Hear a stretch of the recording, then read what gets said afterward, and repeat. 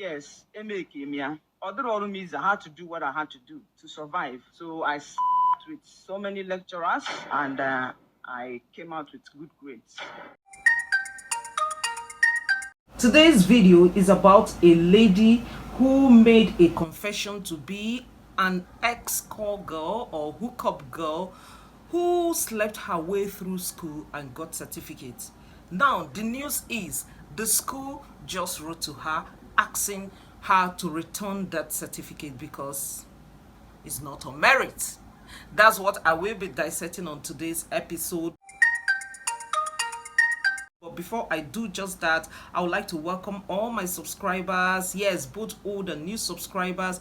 Thank you for helping me grow my channel. And if you've been viewing without subscribing or you're seeing my face for the first time, please do well to subscribe. I bet you won't regret it. Join the family. Let us learn and have fun together. Now, let's dive deep. Yeah? I think the first time I came across that podcast, I've never heard of that podcast. It's done in Igbo language. Igbo language here in Nigeria, Africa. Yes, their interview was on Igbo language, and the channel, is on YouTube too. But I've never come across that channel. In fact, I saw it first on someone's WhatsApp status, where the person was promoting the podcast. So I have to now watch the full video on YouTube. Yes, that's how I got to know about this channel and about this lady, this controversial lady's interview. The interview looked like a sincere interview. I will call it sincere. But on the other hand, I don't want to say my other opinions, but let's just dive straight to what the lady said. Just in case you've not seen the interview, the lady confessed to be a call girl who came from a large family, a large poor family.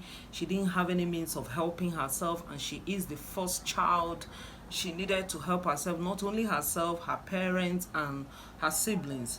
So she has to go into you know what I'm saying. So when she got into the business, after some time, she had to travel to Libya, a country in Africa called Libya, to do that professionally.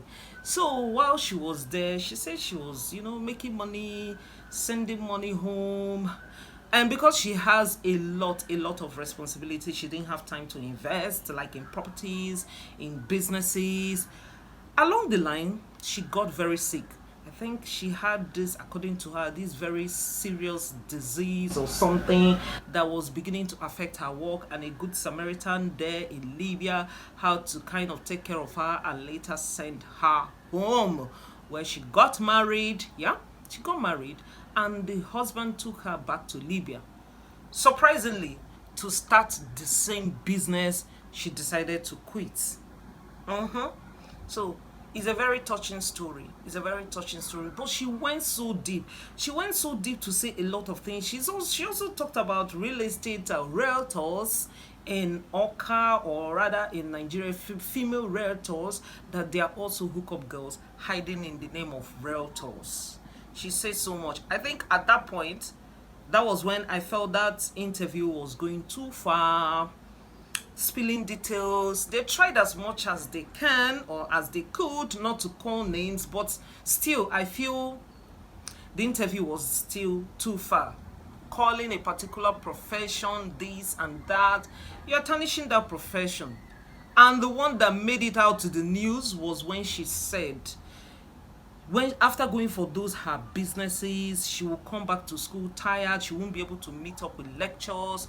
So she decided to find a way around it. And the way around it is to sell what she knows how to sell best to her lecturers to make her grades, if you get what I mean. Yes, she decided to sleep with all her lecturers, and she came out with good grades.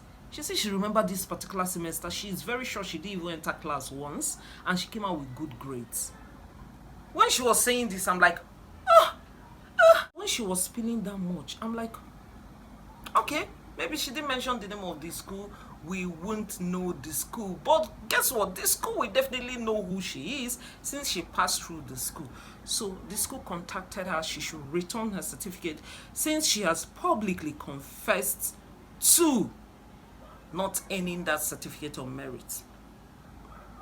Who is to be blamed? I think she's just learning this for the first time.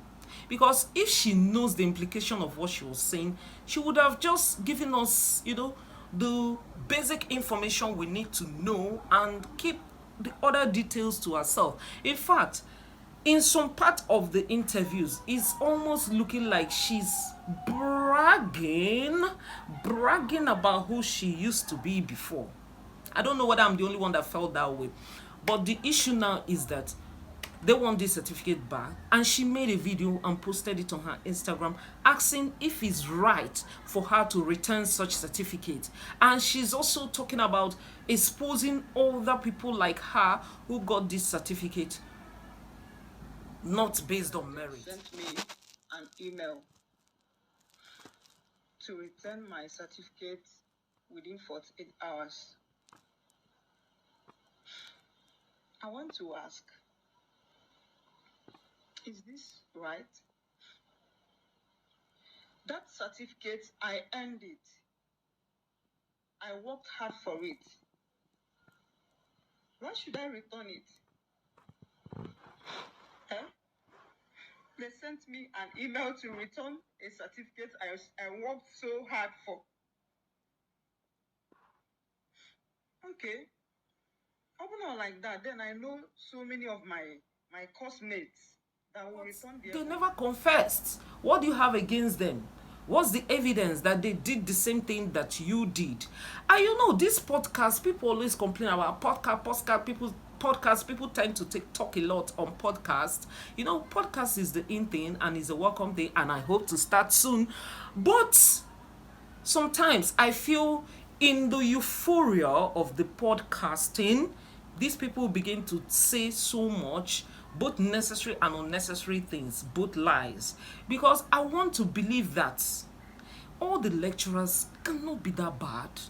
Yeah, all the lecturers may not be, they can't be all womanizers. No. So when she said okay, she also went to justify, because I think the interviewer asked her that all the lecturers cannot be that bad. Majority of them might be bad, but definitely there must be that percentage that is not into this thing. She said she also found a way around it to solve their own problem.